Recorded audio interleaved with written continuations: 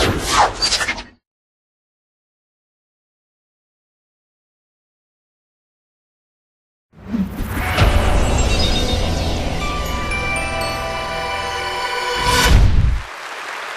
and welcome to Inside the Avatar Studio. Inside the Avatar Studio brings together innovative leaders from the virtual technology frontier to discuss their perceptions, perspectives, and predictions of what being virtual means in today's society. I'm your host, Kevin Feenan, and with me today is Doug Thomas, known more popularly in Second Life as Dusan Writer. Dusan has over 20 years of brand strategy, market research, advertising, and digital media experience. As CEO of Remedy Communications and a founding partner at Startled Cat, Dusan has presented at conferences throughout North America on virtual worlds and the impact of technology on business and culture. Dusan, thank you, and thank you for being on the program. It's great to be here, and welcome to a new fall semester. Exactly. You get to be our premier host right at the beginning here. Usually the first day of class is the most disorganized one, so my thoughts hopefully will be a little more concise. No. The more disorganized, the better. The more tangents we get off onto, the better off we're doing here. It was interesting because as soon as Bevan told me that you had agreed to come on board and do the program with us, I'm sitting there going, "Oh my God, how do I strip down the number of questions that I want to ask?" Because I mean, you're such a prolific writer inside the field of virtual worlds, and so hopefully I've got a couple of questions here that'll sort of get the conversation going and get us on some interesting sidetracks.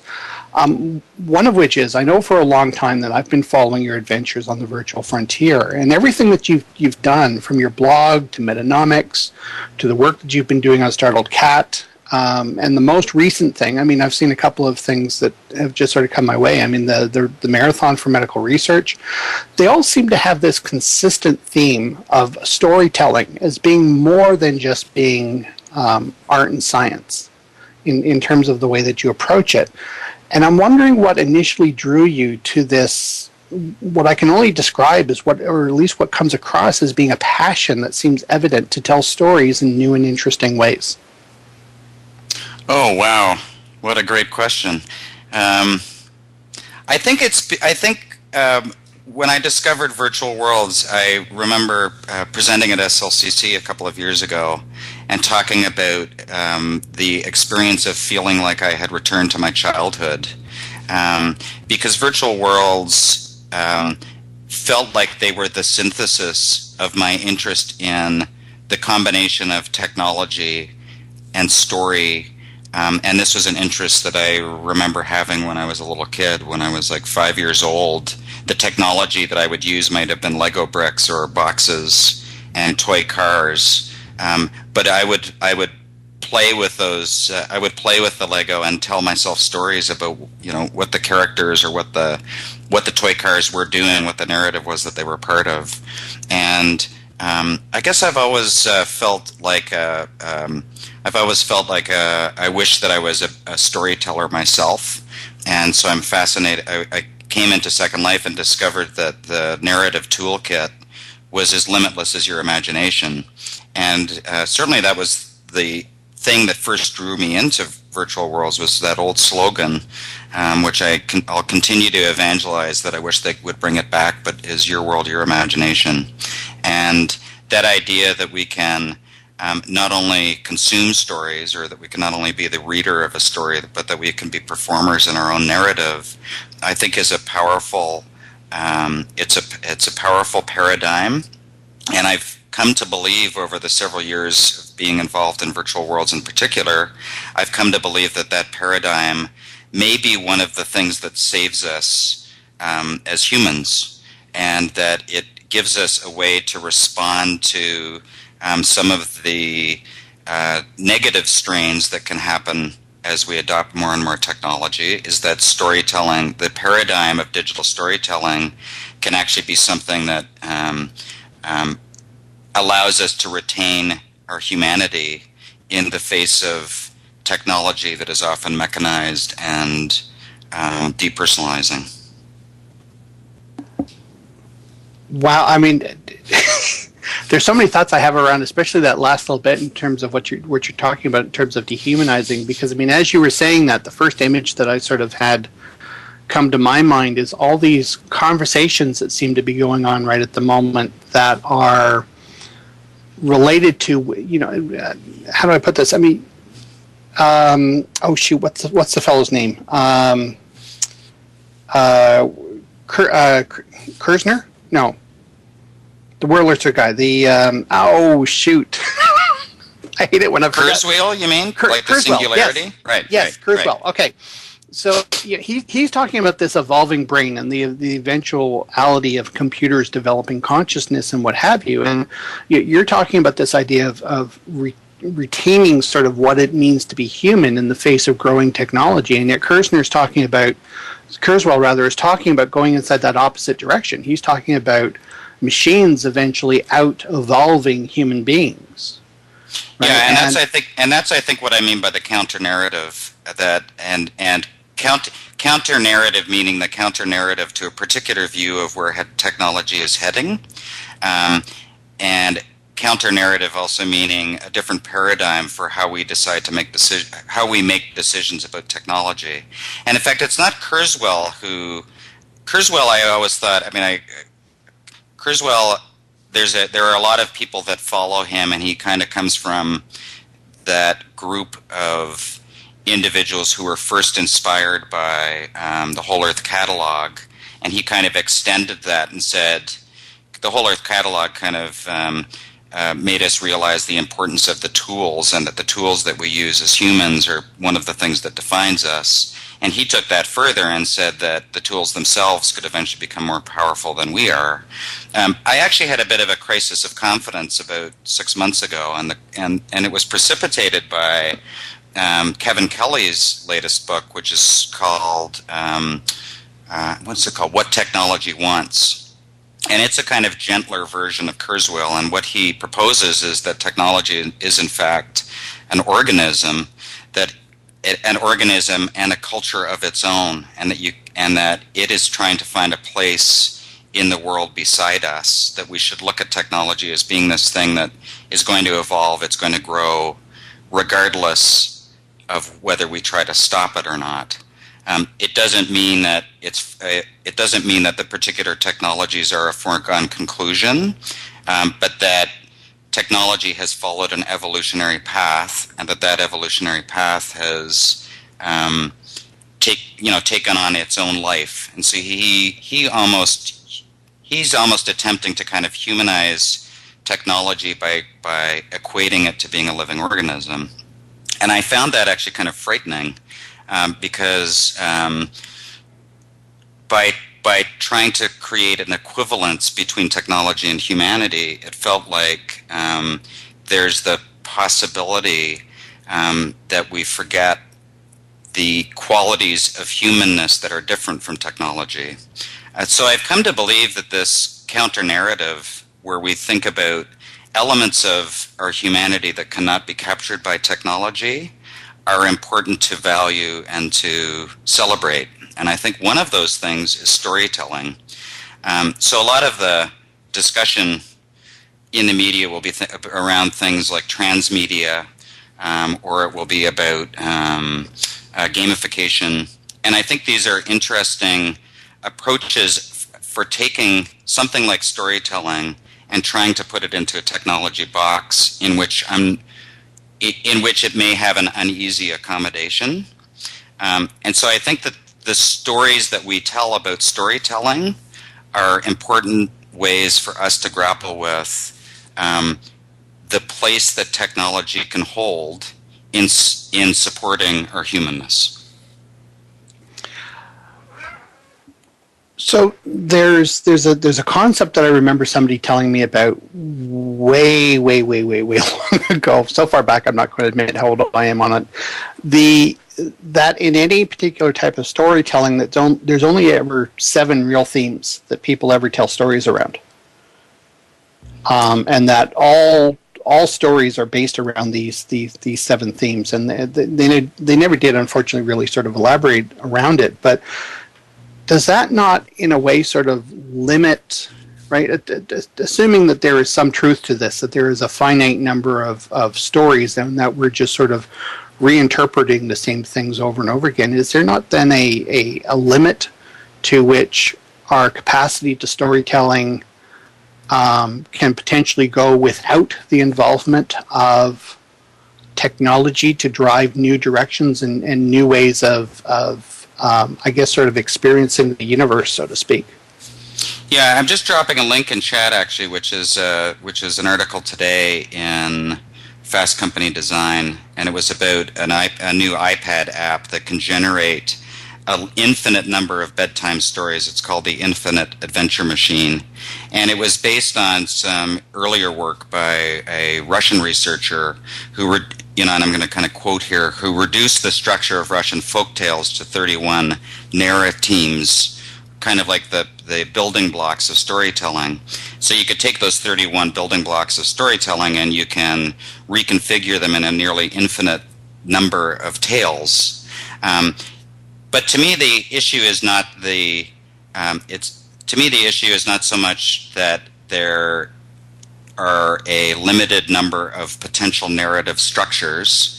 And I think if you look back on something like Joseph Campbell's work and then the later work of Carl Jung on archetypes, or the earlier work of Carl Jung on archetypes, which was picked up by Joseph Campbell, and the idea of the hero with 1,000 faces, is that there are probably a limited number of archetypes or a limited number of story structures that we are responsive to.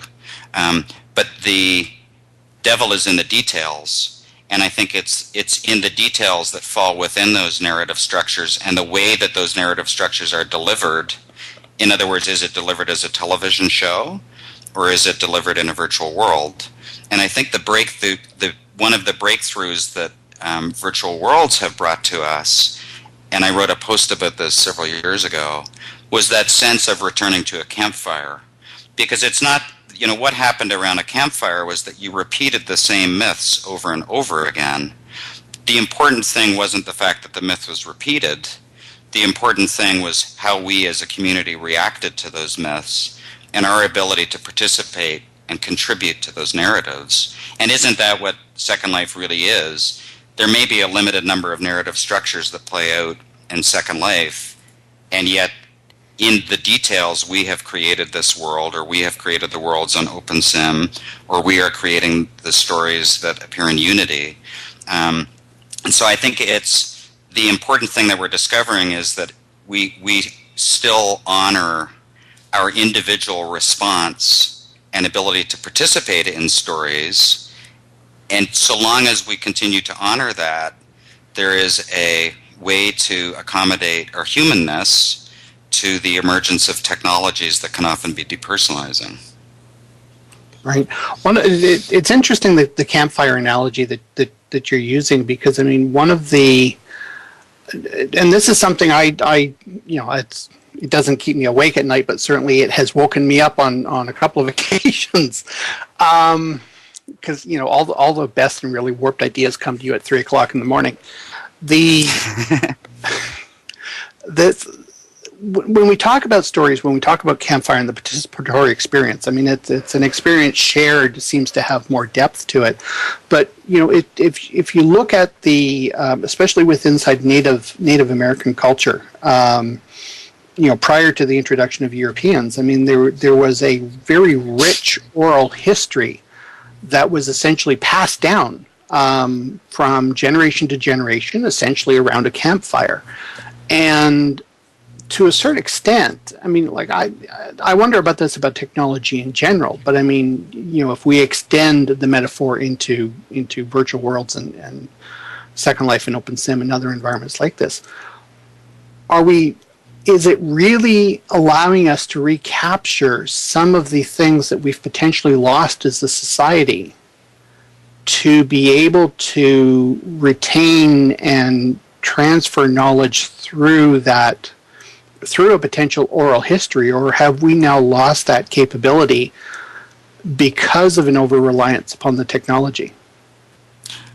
That's what I'll kind of circle back to the idea of the common narrative and the counter narrative. And I would say that the common narrative would tell us that we have become that we are consumers of stories, although they would say that that's mitigated by the ability of people to post on YouTube or whatever. Okay, so there's this one narrative, and the one narrative says that I'm telling stories because I'm posting photos on Facebook of a party I was at, and that's my way of sharing the story of that party rather than standing around the water cooler. But the reality is that there are also digital spaces, and I think that we're in one right now, where the tool set of being able to speak around the campfire is so rich that, in fact, I think that it's reminding us of our capacity to carry on that oral tradition. One of the things I actually think is a positive virtue of virtual worlds is that they still remain fairly ephemeral. In other words, the build that was here 2 months ago has been replaced or has disappeared. And the fact that it's disappeared, I think, is beneficial because it helps to contribute to the way that we remember and the way that we share stories about what's happened to us in these spaces. I'm a big believer that, what we learn going into virtual spaces and what we learn becoming an avatar, those tools, those skills that we learn in a virtual world, that we bring them out with us into the real world. And certainly I can say that that's true of my own experience. Things that I've learned in Second Life had a profound impact on how I engage with my communities, how I think about my work, how I structure the way that work gets produced. And so I think that same truth can hold, that you participate in a virtual experience. It could be a game-like experience. It could be an MMO. It could be Second Life. And what you take out of those experiences are skills that you can apply in the real world.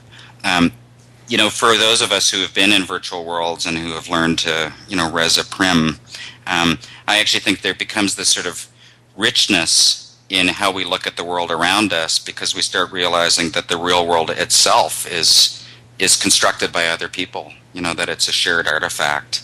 And hopefully more and more we start to honor what we've learned in virtual worlds and bring it into the real.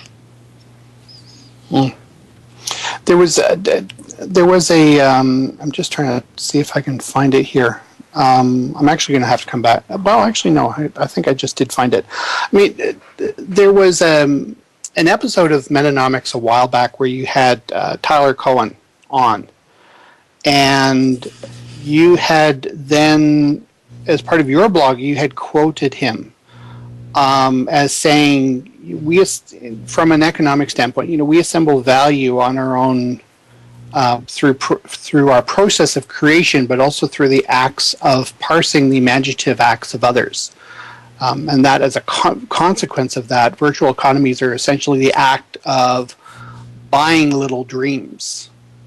Right? I love that phrase. Isn't that beautiful? I love that phrase. It's interesting. As I'm listening, as I'm looking at that, I'm sort of, because the economist in me is immediately turning around and thinking, there's so much engendered in that, which is sort of this really neat concept, but also counterintuitive. So as a business owner, this idea of dreams being accessible and democratic with multiple distribution channels, from an economic point of view, is it really the dream we're buying, or is it the value proposition that the dream engenders?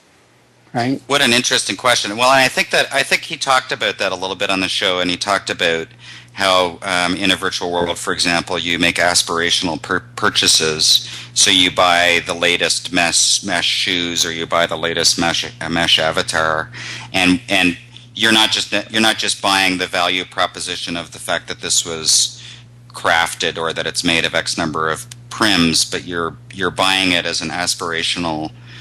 You're buying it as an aspirational purchase as well.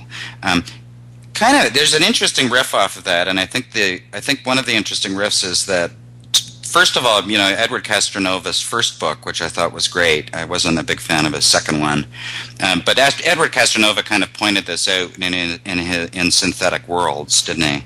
Where he was talking about what's happening is that economic value, as currently captured in economics is disappearing as people spend more and more of their time in alternate realities. And he proposed and has recently picked that up through some analysis that they were doing of people in Second Life and their sense of happiness in virtual worlds. He picked that up to say that this could have an impact on the overall economy. Because if I'm paying attention to my avatar, if I'm paying attention to my character in World of Warcraft, then I'm not paying attention to something else. And so the idea that economies would shift into virtuality, I don't think that anybody could argue that that truly has happened. And whether it's Farmville or Mafia Wars or being in Second Life and buying prim shoes. But what I think's interesting about that, if you take a kind of longer view of history, is I think that the notions that we explore in virtual worlds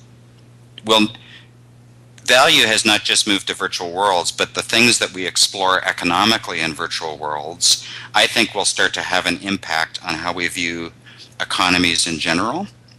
And one of the things I mean by that, and Tyler Cohen pointed this out, was that we are now creating our own economy. Because if you talk about the value proposition, it used to be that value was placed and embedded in physical objects, and now it's increasingly embedded in digital objects. So you can create your own economy. You can say that of my time, which is of my time and money, I choose to invest that in things that aren't necessarily traditionally captured in economic models. Think about the concept for a second of how the Second Life economy works, and the idea that there are limits placed in that economy. So it's scarcity, and those limits are placed in the concept of land. And yet in the real world, we don't place economic value in the environment. You don't find the consequence of carbon emissions showing up on some company's profit and loss or balance sheet. And yet in virtual worlds, we're exploring ideas like that, where we acknowledge the limits of the spaces that we're in, and we are attaching economic value. We're creating economic models where that value is articulated. So I think over time, these economic models that seem like kind of fantasy in virtual worlds will start to become an inspiration for how we develop new economic models that recognize that attention, what we do to our environment, the value of social connection, that these things which are not traditionally measured in economic models perhaps should be. Okay, so as part of a counter argument, to a certain extent, I mean, it's one thing. To a certain extent, it's one thing to buy the dream. It's one thing to buy into inside a virtual environment these additional sort of non-tangible things that we place value on. But it's a completely another thing to have people open up their wallets and say, "I'm willing to pay for it." And one of the things that we see certainly inside virtual world, I mean, we see this inside the Web 2D space, 2.0 space as well, is in terms of, we've gone so. I'm not necessarily saying this is a bad thing, but I mean, we've gone so far down this open source model that there appears to be this sense of entitlement to everything and anything being provided at an enterprise class level and being provided either as cheap as possible or being provided free of charge. And so when you've got people that actually have to pay their mortgages each month or their rent or whatever it is that they're doing, are these two things potentially mutually exclusive? I mean, are we headed to a clash between those two aspects down the road? Well, okay. So, first, I think it's a myth that the concept of open source and everything is copyable means that everything will be copyable. And I think we already see that with the way that Apple. I mean, yes, Apple is a closed system, and yet they've proven that you can have closed systems within larger open systems that have an economic model where not everything is copyable. Not everything is just because it's digital doesn't mean that it becomes free. So I think that I think that there are as many, there's as many business models, and there are as many systems and the only limit to those systems really is our imagination. But I guess the second thing is that I think we've seen this in virtual worlds, and I think one of the challenges with Linden Lab has always been that they provide you with tools in order to create content, and because things don't decay, at some point that content becomes commodified. It becomes the thing that's in the freebie burn, whether there's copy bought or not. At some point, the shoes that I make, there's so many pairs of shoes on the grid that I can practically give it away for free because I want them to now buy my sculpted, my sculpty shoes. So things, so there's a level of content in digital domains which becomes commodified over time. I would say that the first thing that became commodified was basic information, especially as personified by kind of Google and Yahoo and the rest of them.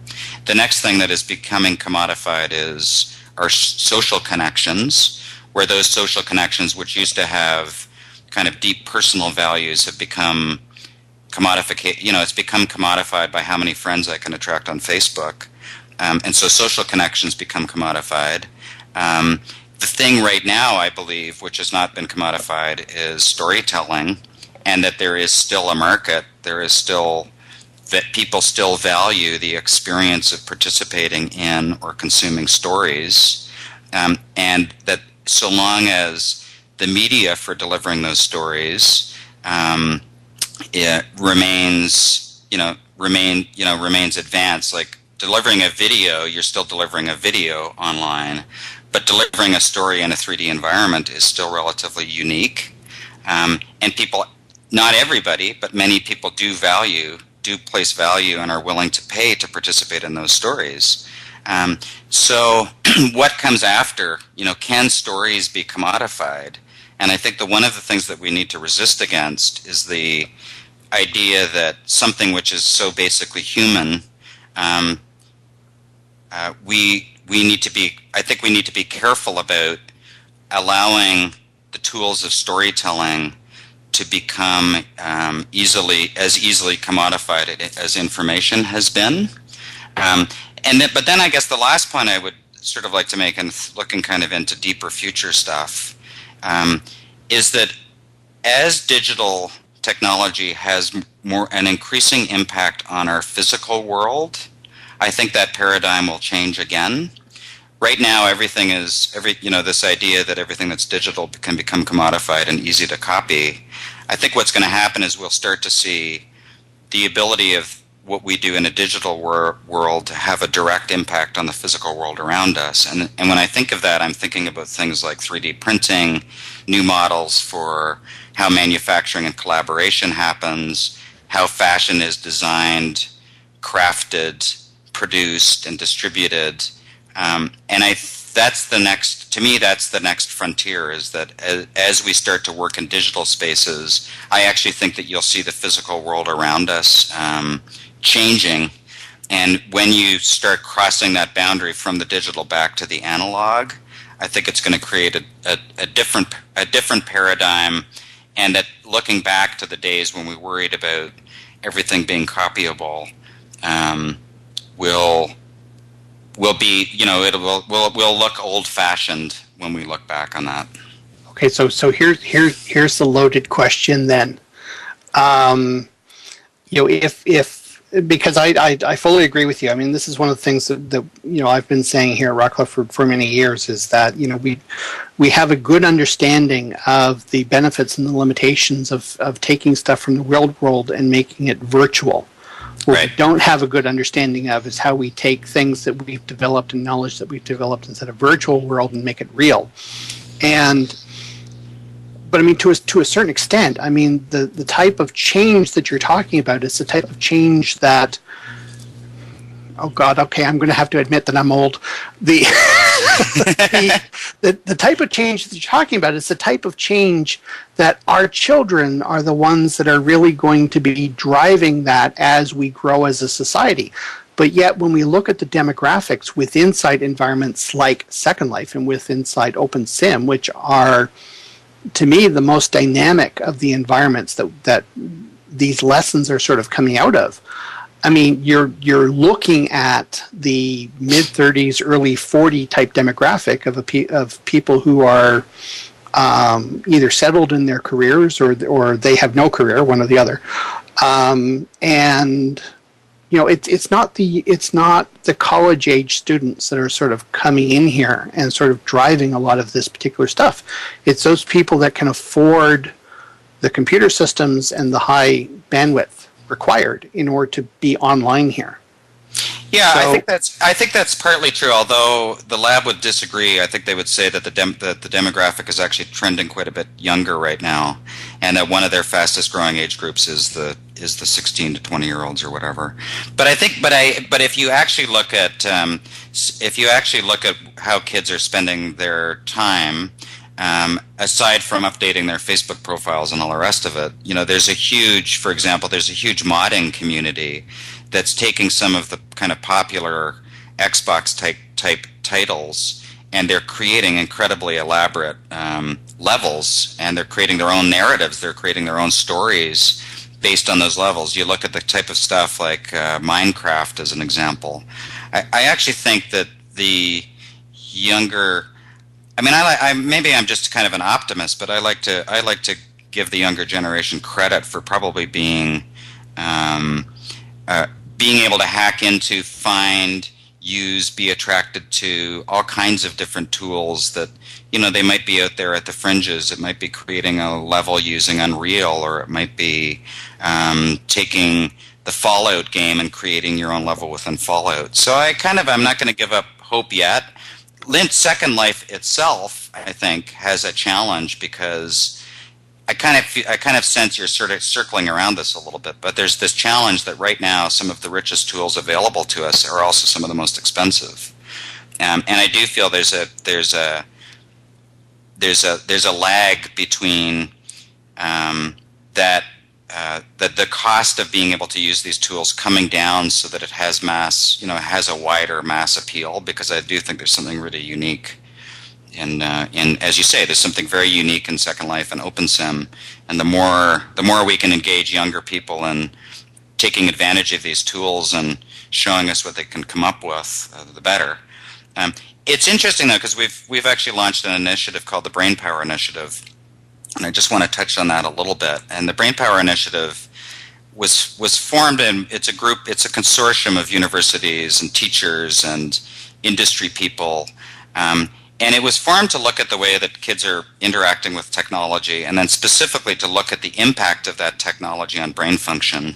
So we're working with neuroscientists to develop games that aren't just engaging for a child, but that can actually have a positive cognitive benefit. And I think that that's really important, to be doing that kind of work where technology isn't just shown as being an entertainment platform, but that it's entertaining and can have, you know, very, very real, concrete, innovative, leading edge outcomes, like I can actually increase the IQ of a child, or I can increase their attention span.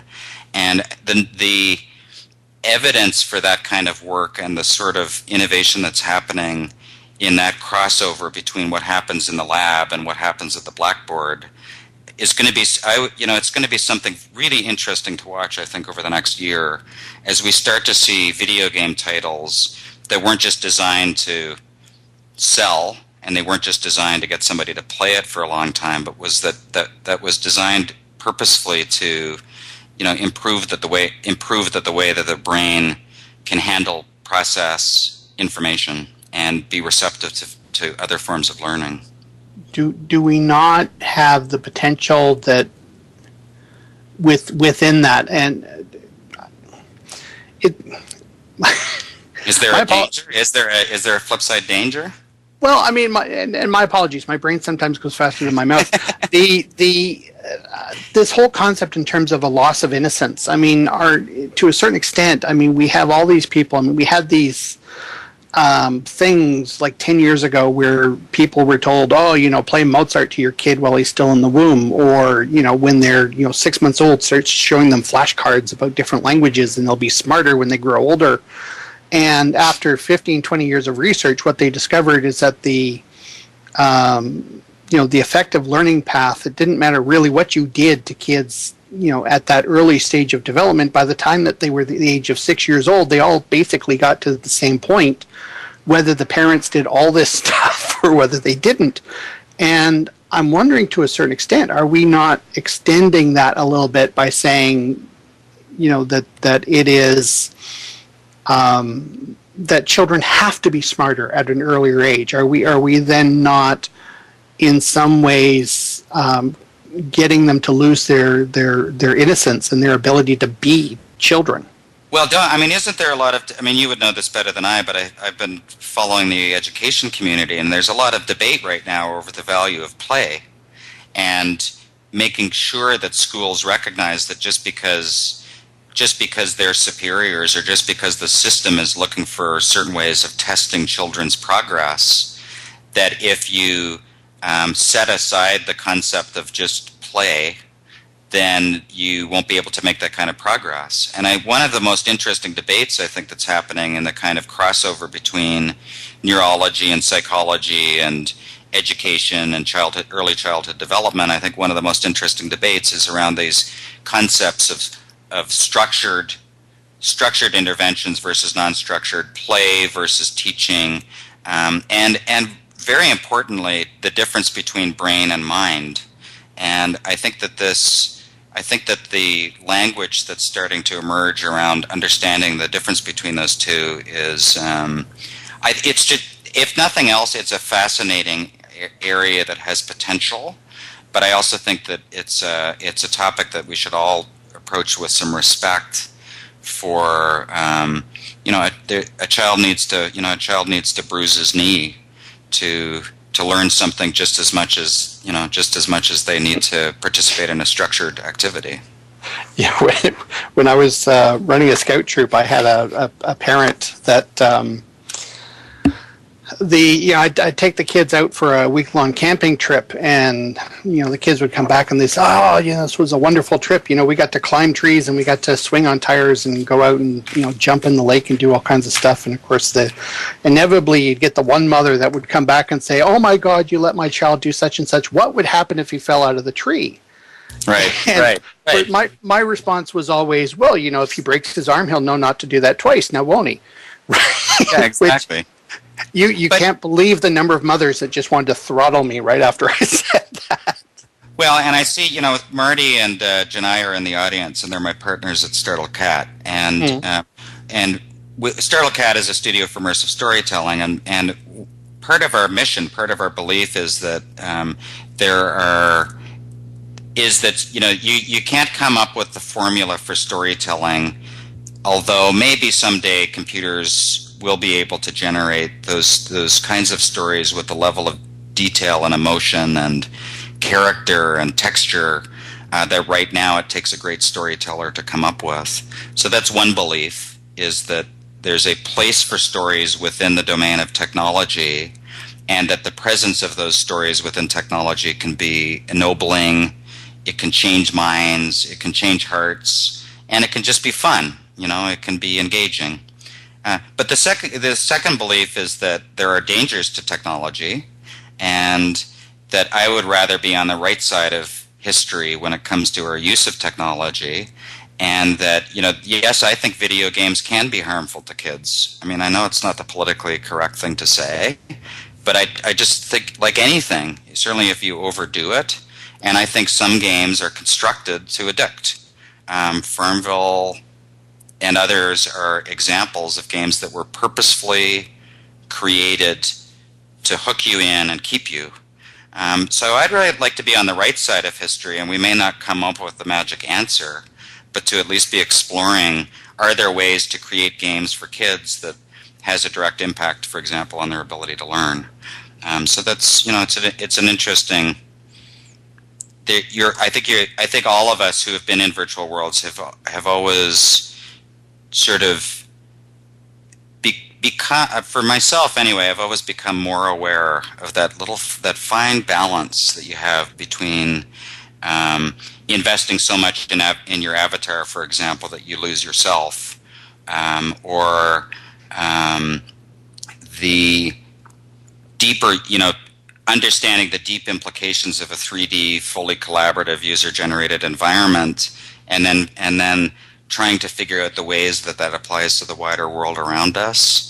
We're always teetering on these sort of interesting contradictions and interesting ambiguities, and I think that's one of the values of participating in virtual worlds.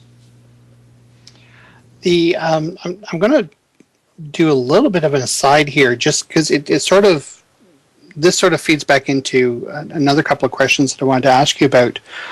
You've been doing a lot of work, and a lot of it seems to be medically based, right? So, taking a look at the Remedy Communications and the website and the case studies that you have up there, I mean, you're doing the medical research stuff, you're working with cancer research groups, you're doing the HIV/AIDS stuff, you're doing the chronic obstructive pulmonary disease. Right.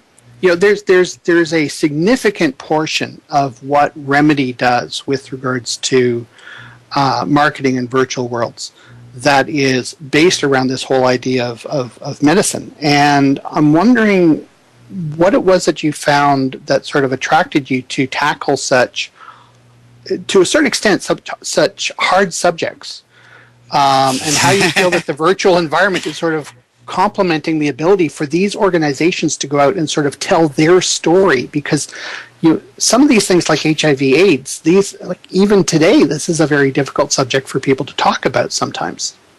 Yeah, and I should be pulling up my partners actually for some of that from Startled Cat. Well, the reality is I fell into medicine by accident, and that was where I started my career 20 some years ago, was in the medical field. And so the lowest hanging fruit for me was to translate translate the work that I had been doing on website design or education or branding, start to try to find ways to translate that into a virtual world. But I also have to say that the one of the things that Second Life did for me, and it really shook the foundations of everything that I had done for the previous 17 years or 18 years, was that it made me acutely aware that even our traditional models of health and wellness, the way that we view the human body, the way that we view what it means to be well, how we treat people who have disease, dis-ease. I became aware because of virtual worlds that traditional model probably wasn't going to hold for very long. And it wasn't going to hold for very long, first because people had faster access to information, but that by having the tools to storytelling, that people felt more and more empowered to make value-based decisions on their own rather than passing those value-based decisions on to a healthcare professional. Coming from the medical field, I became very aware that a lot of medicine, although supposedly based in evidence, a lot of it is actually about making a judgment call. And that the people that were making those judgment calls were traditionally clinicians, like a doctor or whatever. But that as we had access first to information and then to community, the third thing that we needed to make sense of our health and wellness was stories, because stories can help put all of that in context. So it's been really interesting to, try to translate. At first, it was just trying to translate what I had always done into virtual worlds with success, I guess. But then second, to say, actually, what this is teaching me is that the traditional ways probably aren't going to hold for much longer, and that the thing that people are increasingly attracted to, think about issues related to aging. All of our traditional definitions of what it means to get older, I think, are being challenged. They're being challenged because the baby boom is a huge cohort. It's being challenged because we've seen our grandparents and or parents get older and be managed by the system rather rather than necessarily managing the system or managing their own wellness. And I think we have new expectations for what it means to grow older. And what is the role of technology going to be as we move into a nursing home, let's say?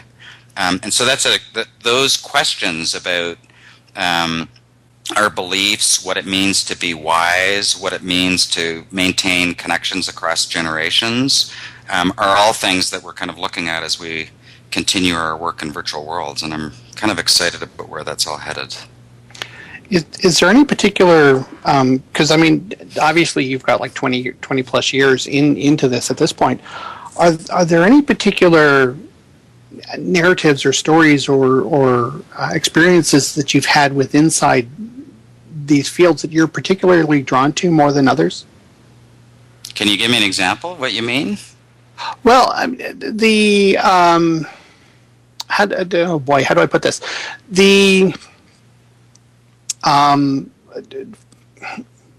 Oh my goodness. I guess I suppose I'll put it this way: is that I like dabbling in all kinds of forms of narrative. That's the way I'd put it. So I actually like, for example, I think L.A. Noire. I don't know if you've ever played L.A. Noire, but L.A. Noire is this big Xbox and PlayStation title, and it has something like 300 hours of content, and it's all based on kind of detective stories circa 1930 Los Angeles, and it was built by the guys who did Grand Theft Auto. So I love that kind of narrative because it actually has a very deep kind of I want to say almost a moral story. It actually had an almost moral story behind it, and I'm really fascinated with how what to an outsider might look initially just like a game with mechanics that look like a game, but that in fact it had an incredibly deep narrative structure. In Second Life, I'm fascinated by the concept of performance, because Second Life of many platforms, Second Life has this performance quality that I think is it's just amazing that people come in here and they can play different roles, they can express themselves directly, or they can express a different persona through their avatar. So all of these ideas about kind of identity fascinate me. Like, it really does fascinate me when a narrative asks you to kind of play a different, put yourself in somebody else's shoes.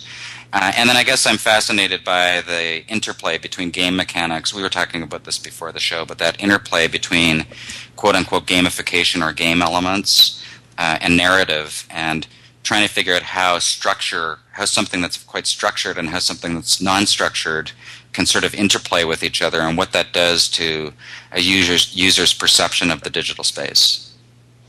Yeah, because we were starting to discuss this whole idea in terms of the difference between the linearity of games in general versus the what was the term that I used before?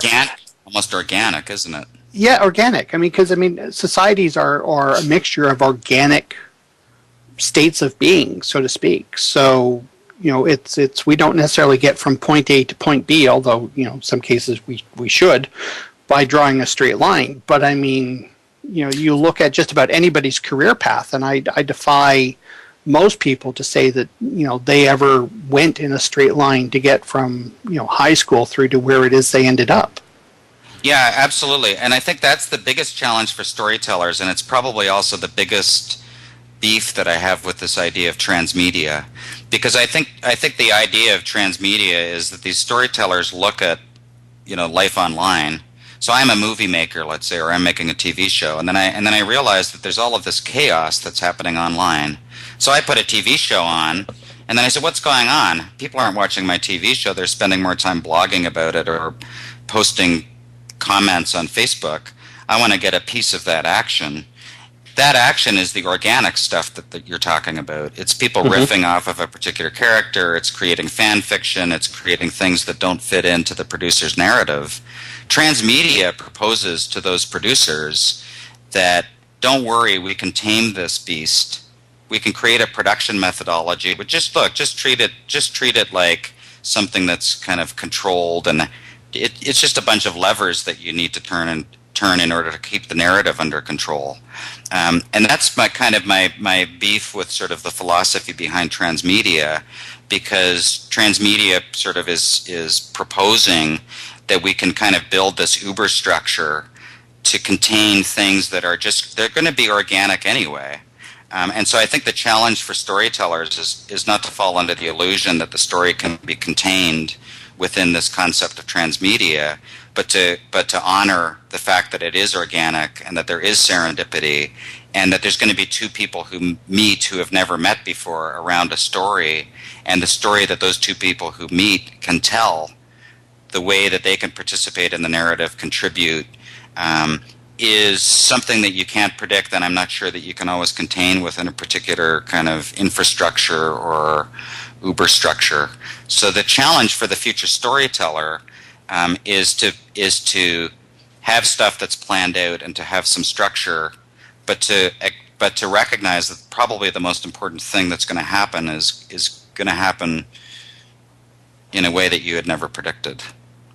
And that's the challenge that we're trying to tackle that challenge with Startled Cat, and certainly are inspired by virtual worlds like Second Life and OpenSim, because people who are here already know that, and so we can continue to learn from these people who recognize that narrative is organic. And the more that we can learn from each other, I think the more that we can take these principles out to, the kind of wider world. So, I mean, in terms of this, because I want to link a couple of concepts that we've talked about over the last hour, because I think there's something here that I want to sort of get at, and I sort of need to talk this out a little bit myself here. But there's this mentality that still seems to exist inside the broader multinational corporate culture that basically says everything needs to be owned. But yet, when you have an Internet of Things, and where the as we were talking about, the commoditization of social connection and social communication, and to a certain extent, the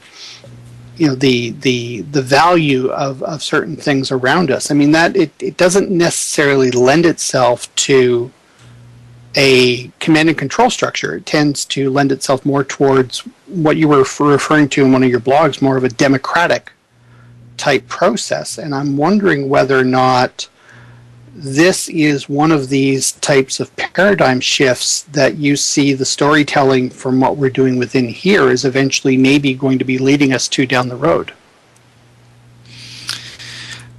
I think we're at a turning point, and this was, I'll circle back to my thing about Kevin Kelly's book, which, I've probably drafted a book's worth response, because it really kind of shook me.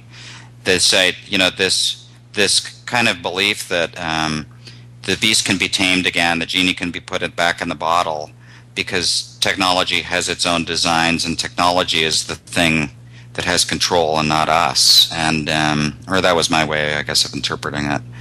So I think we're at a turning point, because I don't think that pressure of corporations to own more and more of our story spaces is stopping. I don't think it should be. I don't think it should entirely be stopped. I think that it's a good sign that I think it's a good sign that there is a desire by corporations to meet us where we are, which is in digital spaces. But at the same time, I think there's a danger through whether it's government policy, the kind of information that we give up about ourselves to the internet, the kind of discourse that happens in public about everything from WikiLeaks to the Google Plus identity discussion. So I think we're kind of at a turning point where there is a danger that, there's this one meme out there that we're in the era of big data, and we're talking about, not terabytes, but exabytes of data about us, and that marketers are being offered the opportunity to use behavioral analysis and deep data mining in order to figure out what your patterns of purchases over the last 3 months online mean about what you might want to purchase next? And I think it's important that we at least acknowledge that that's happening, that corporations are trying to kind of take back some of the things that have been very democratic and all about our own ability to participate at an equal level with each other, and to use tools. And there's lots of tools. One of the tools that we're excited about is digital storytelling, to make sure that we keep talking about things that we may feel like we can't influence or don't have a stake in, but I personally believe that I guess we do.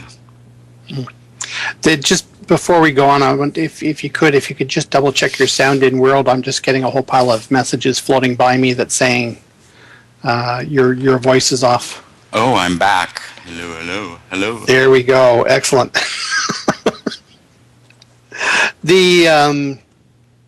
Sorry, everybody. I said something really dramatic and important. You'll have to watch the archives. Push up the ratings to see what I said. Exactly. We have it on tape, so everybody can watch it Good. a bit later.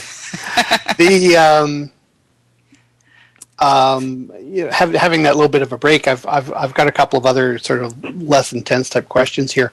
I mean, out of all the bits and pieces that you've done between all the different marketing groups and everything else, if you had just one story that you could tell, what would that story be?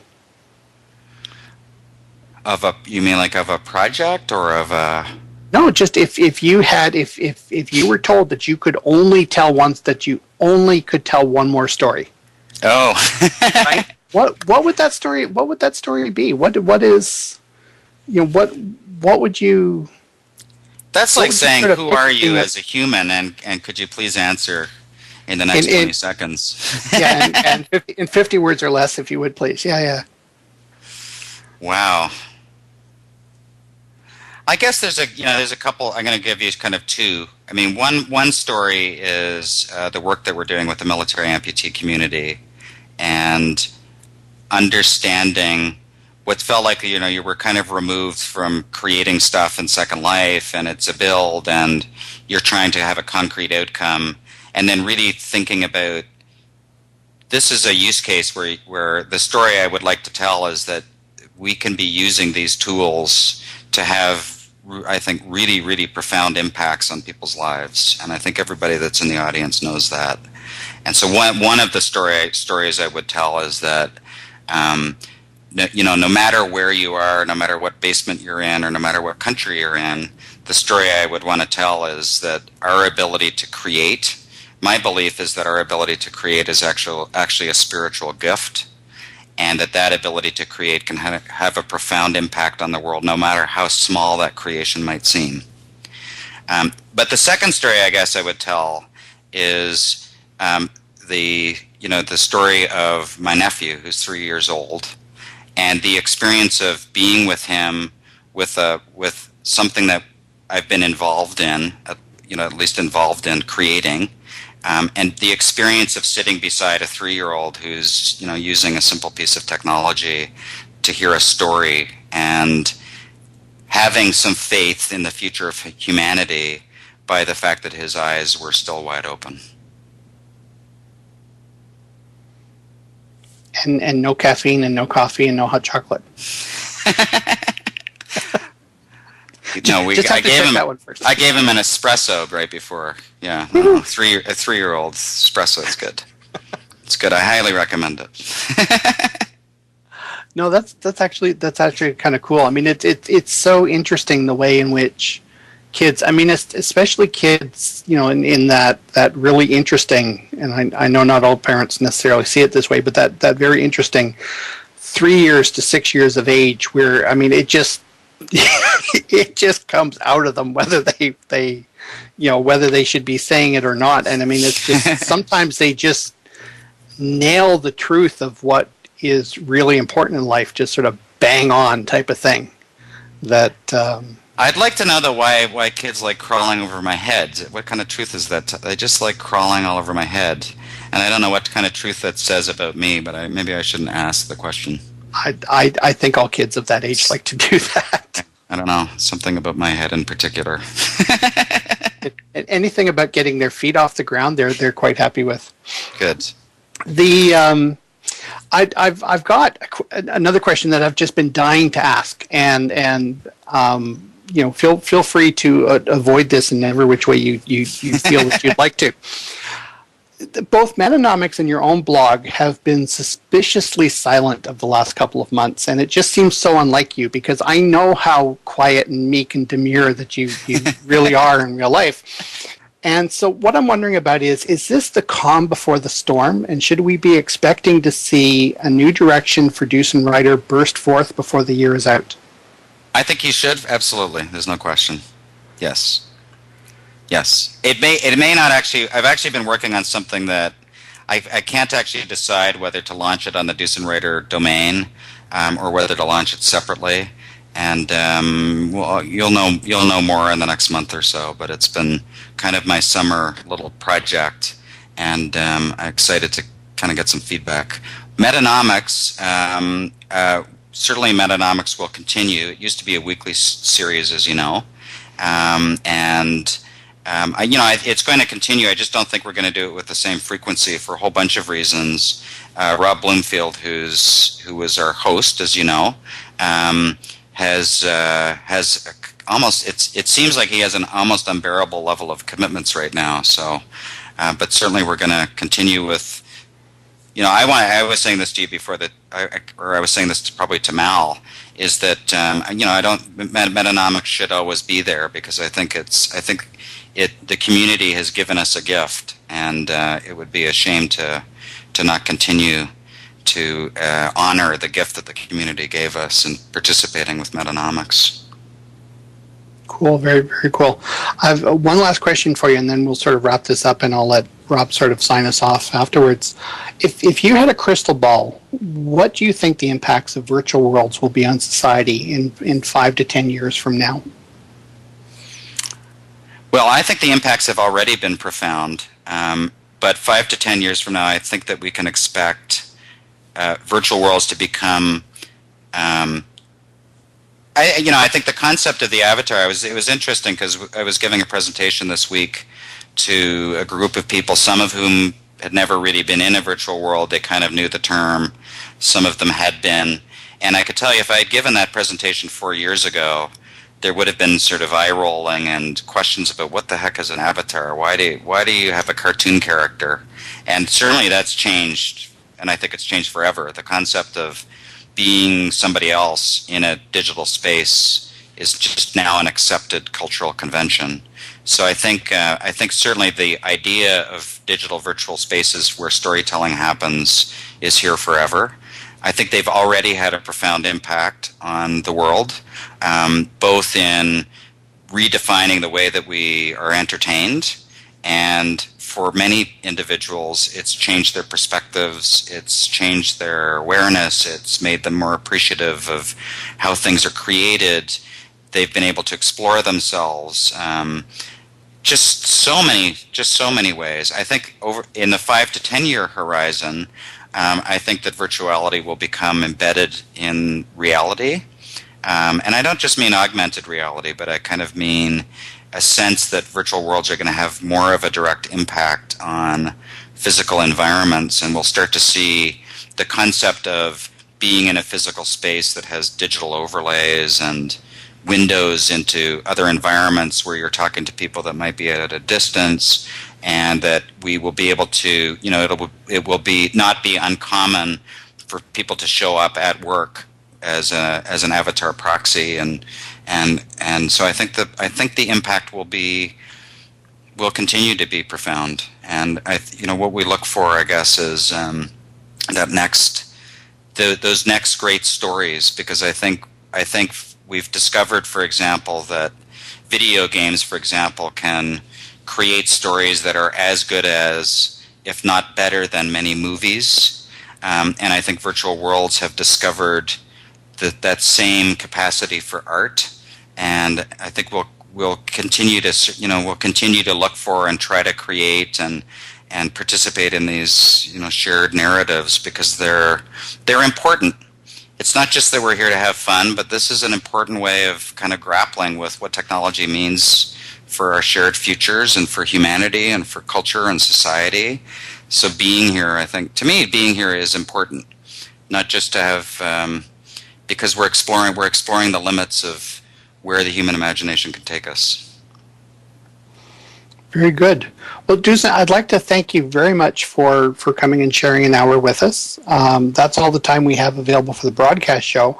But there's obviously been a ton of questions inside the local chat here, so I'd like to invite you to stay for an after-show wrap-up after we're done. And like I said, it's been wonderful having you on the show, and looking forward to good things to come. It's been a real pleasure. Thank you. Great. So just to sign off here, that's it from the Rockcliffe Rotunda. I'd just like to let everybody know that we have, and hopefully I'm going to pronounce the name correctly, Terry Bobois, or a.k.a. Tab Scott, who is the director of the Creative Research Lab in the College of Art and Architecture at Montana State University. He's going to be our guest on September 28th. Inside the Avatar Studio is produced by Bevan Whitfield and Rockcliffe University Consortium. Technical production by Robustus Hacks and Mel Burns in association with Metaverse TV. For more information on Inside the Avatar Studio, please check out our website at urockcliffe.com, 2 F's, not 1, or subscribe to our Twitter or Facebook fan page at urockcliffe. So again, thank you all very much, and that's it from the Rockcliffe Rotunda.